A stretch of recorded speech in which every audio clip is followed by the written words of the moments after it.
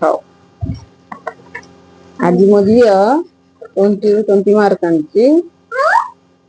ଏଇ ଦେଖନ୍ତୁ କହୁଛି, ଏଇଟା ହଉଛି ଯେତିକି ପିଲାମାନଙ୍କୁ ଖୁସି ନ ଲାଗେ, ଯେତିକି ପିଲାମାନଙ୍କୁ ଖୁସି ନ ଲାଗେ, ମାମା ମାନଙ୍କୁ ବେଶୀ ଖୁସି ଲାଗେ ନାଇଁ?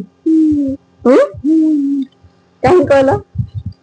ଯୋଉ ପରିଶ୍ରମ ସ୍କୁଲରେ ସିନା ପରିଶ୍ରମ ହୁଏ, ନା ମିସ୍ ମାନେ ଯାହା ପଢନ୍ତି ଟିଉସନରେ ପଢନ୍ତି, ହେଲେ ମା ମାନଙ୍କର ଯୋଉ ପରିଶ୍ରମ, ଯଦି ପିଲା ଯଦି ଏମିତି ଆଣେ ଅଧିକ ଖୁସି ହୁଏ ମା, ନାଇଁ? ମାମା ଖୁସି ହୁଅନ୍ତିନି?